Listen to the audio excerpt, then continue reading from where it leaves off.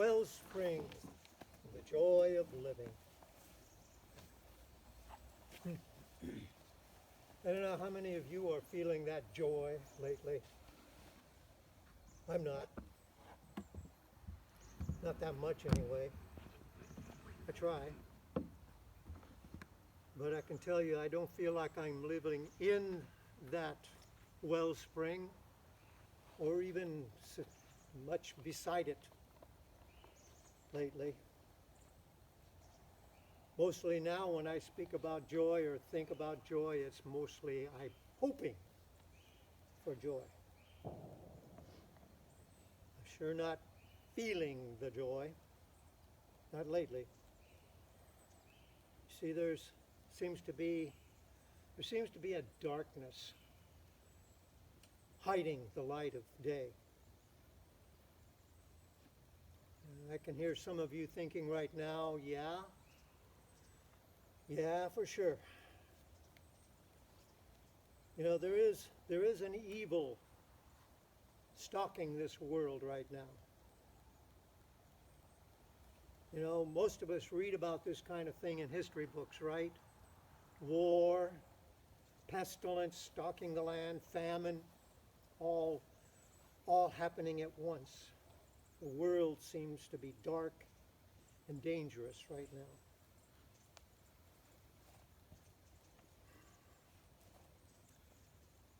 Today it's our world that's being stalked. Today it's our neck feeling the hot breath of this evil. And I think we should name this evil. Some might argue that by naming it we make it real, but I'm saying I think for most of us it feels pretty real right now, don't you? And so, if we're going to fight this evil, we need to name it. We need to cast a spell that forces it to be revealed, that outlines it so we can see it, so we can stop it, so we can fight it.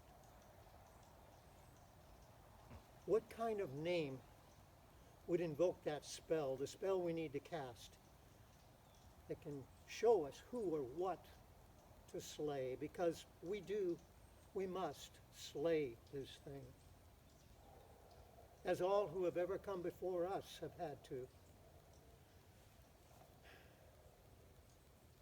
Fight this thing that wants to destroy the joy that we just sang about. Well, there's a plethora of names that we could choose from, some of which might seem obvious to most of us. But I want to get them out of the way as quickly as I can, because we could call it Satan. But how many of us really know what that means? How many of us would say that word actually describes what we're fighting right now? It's got too much baggage. We could call it the devil. That's got way too much baggage also. We could call it the dark side, but even that term now has way too much baggage around it, and it doesn't mean enough to outline and describe what we're trying to deal with here.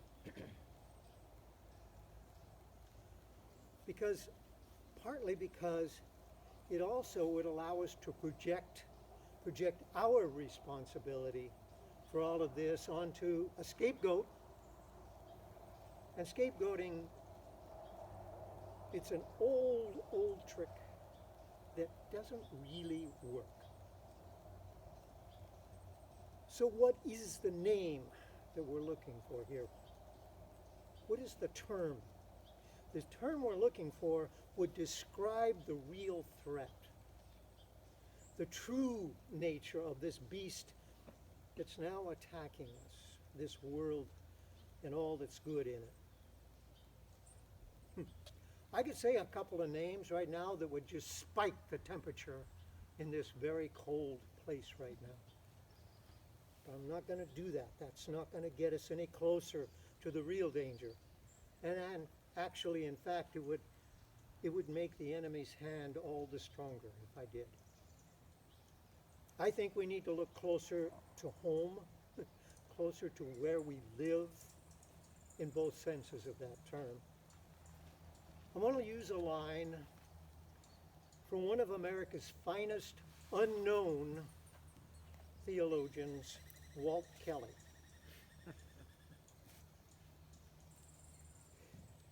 I'm old enough to remember Pogo. Walt Kelly created the cartoon Pogo. And Pogo famously said many years ago, "We have met the enemy, and the enemy is us."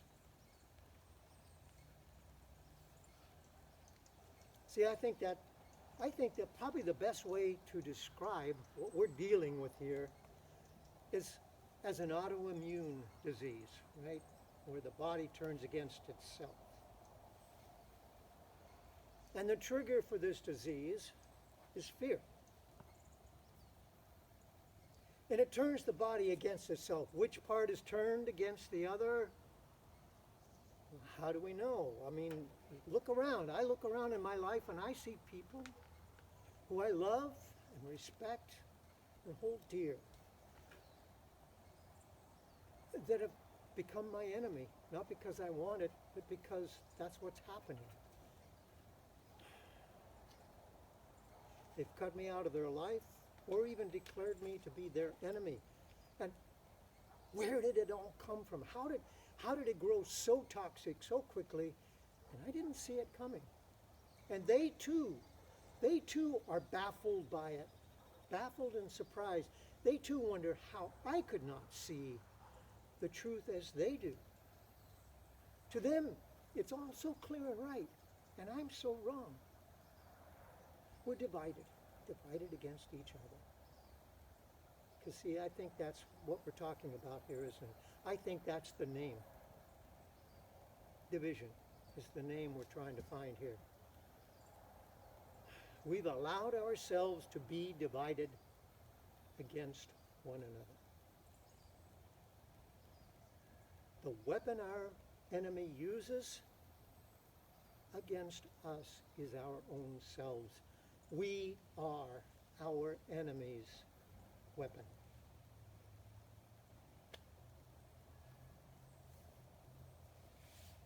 Yuck. However, maybe divided isn't quite the right term. Maybe it's not quite as accurate as we need to be. Maybe the term cut off is a more accurate, more defining term here. Cut off from the source of all harmony, the source of all civility, the source really of rationality itself. We're cut off from God. Because the way it is right now isn't rational, is it? It doesn't feel rational. That's the thing probably that keeps me awake at night the most, is the irrationality of so much of the behavior that I see in the world around me.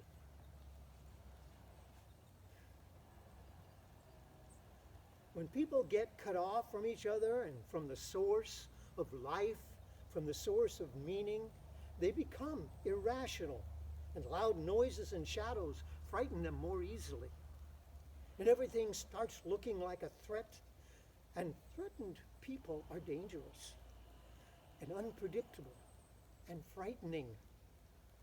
And so fear spreads and spreads and spreads. See, being cut off from the source of life and love and meaning is deadly. You know, maybe that whole zombie thing that's so popular lately, maybe that's sort of a subcultural awareness of this feeling of being cut off, of what happens when we're cut off from love and each other.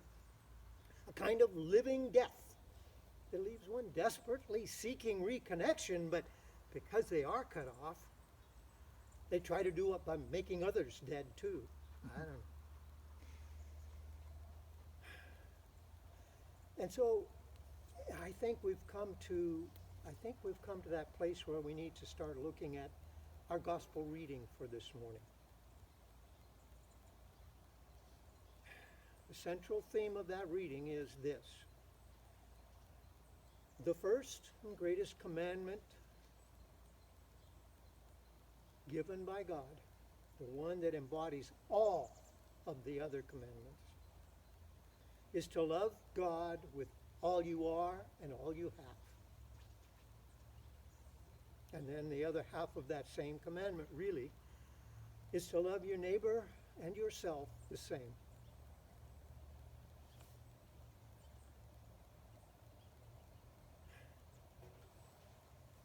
You see,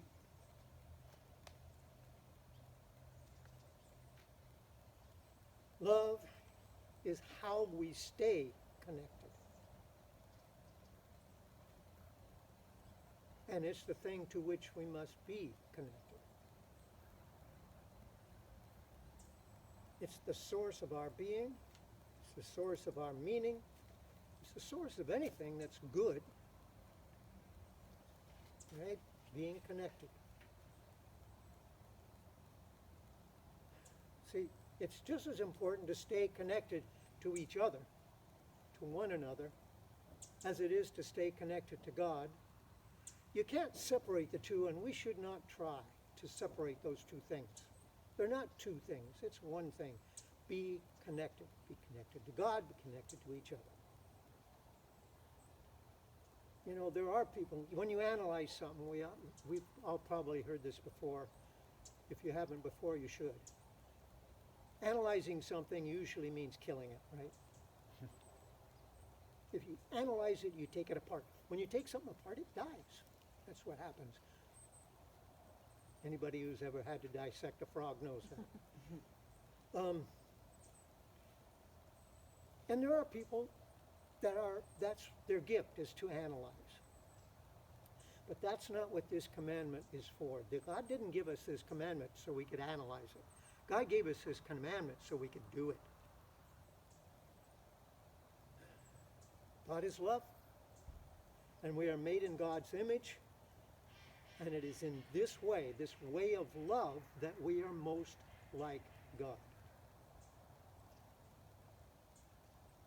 God gave us this commandment so we could be more like God. This love, what God is, this love, is it a verb or is it a noun? The answer, of course, is yes. It's a verb, it's a noun, it's any part of language that you want to give, you want to think about. It's everything. It's all that is. Really, love is all that is reality. I'm going to go total mystic on you, and I'm going to say that love is the only reality, and anything that's not love is illusion. But that's my mystic side.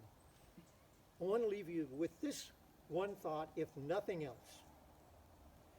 We are all seeds planted in the soil of love, and love is our DNA, and our hearts are made to unfold like flowers in the sunlight of the gospel. And then I want to give this one last image in this particular place especially, that will help tie this all together. These beautiful, majestic redwoods that we are so blessed to live among and be among this morning, they can only reach the glorious, majestic heights that they do reach because they have learned to intertwine their roots.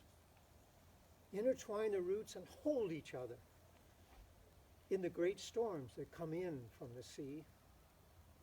And they can live for thousands of years because they also help each other when a disease attacks or lightning strikes. They are strong and enduring because they are connected and stand together. Let us learn. Let us learn from our beautiful, majestic siblings. Amen.